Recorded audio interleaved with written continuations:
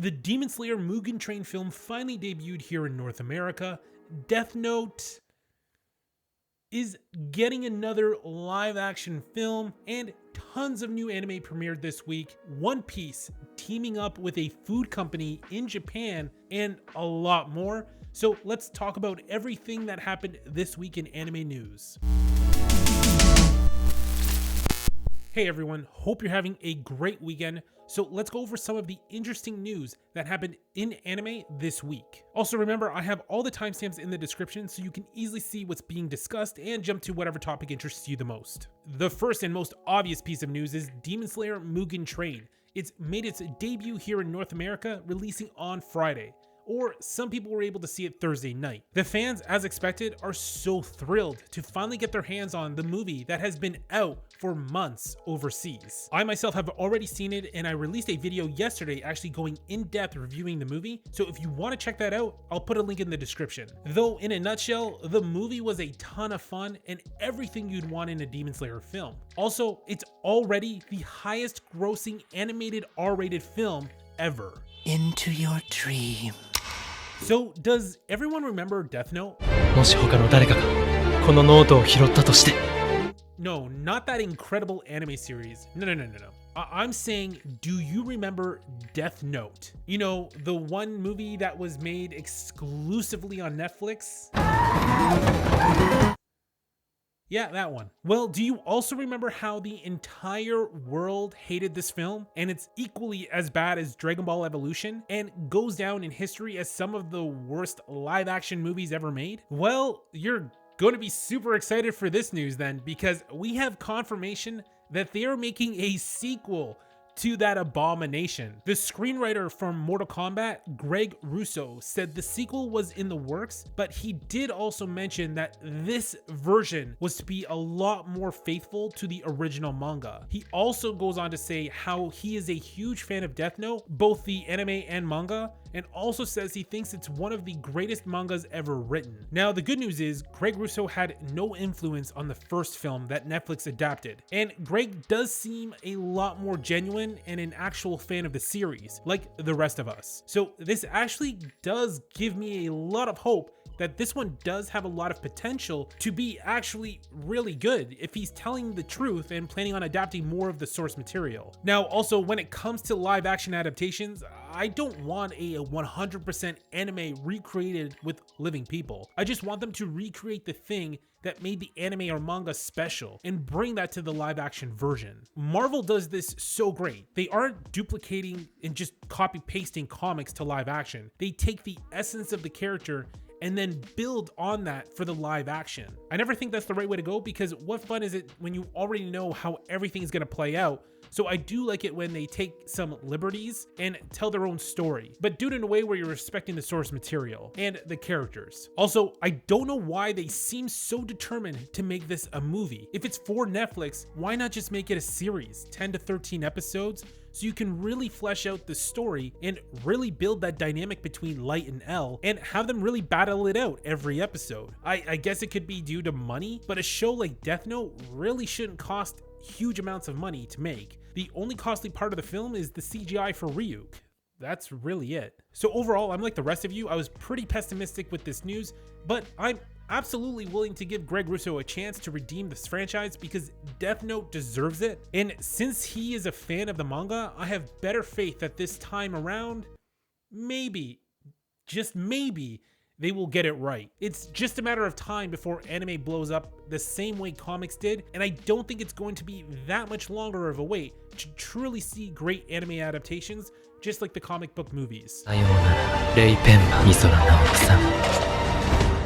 So we have a bunch of new anime that premiered this week. We have Tokyo Revengers, 86, Full Dive, Don't Toy With Me Miss Nagatoro, Vivi Fluorite, Eyes Sung, Joran the Princess of Snow and Blood, and the one I'm most hyped for, Shadow House. The 86 anime made it onto my top 5 spring anime adaptation list, but the one that I forgot to mention was Shadow House. This is an anime I'm very excited to dive into and start watching, so I will definitely be making a video going over that series more so after the season finishes. It's being made by Cloverworks and it's a mix of fantasy mystery with some horror elements too.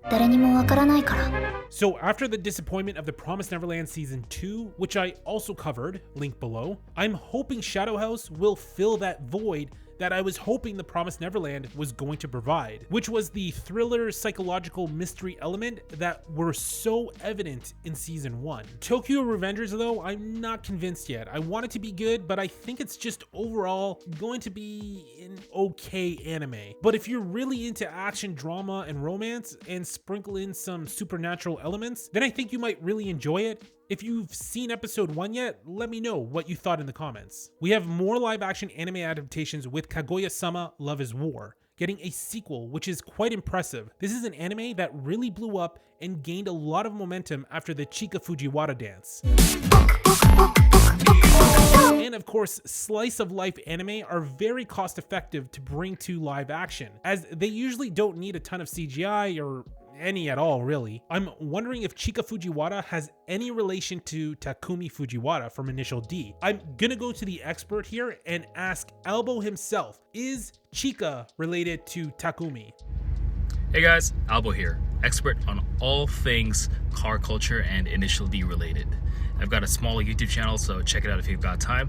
Anyways, after a thorough bout of research spanning many years, I have concluded that Takumi and Chika are in fact related.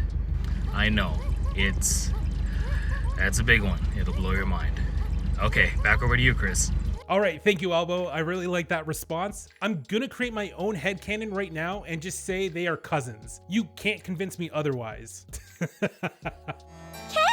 So the Kaguya-Sama sequel will be in Japanese theaters on August 20th. I'm loving the Japanese trend of turning their anime series into live action. They can be hit or miss in terms of quality, but hands down, Rurouni Kenshin is a masterpiece and done to perfection. If you haven't seen any of the films, then I highly encourage you do. They also have 2 more movies on the way. I made a video all about that. I'll put a link to that too. Speaking of live action adaptations, Tokyo Revengers is also receiving a live action film which is set to drop on July 9th in Japan. It was originally meant to come out on October 9th, 2020, but got delayed due to the pandemic. So all you Tokyo Revengers fans, how hyped are you to be getting a live action film? Will you be checking it out? Also, just a quick note about Dr. Stone Season 2, it looks like it will be premiering on Toonami starting May 15th.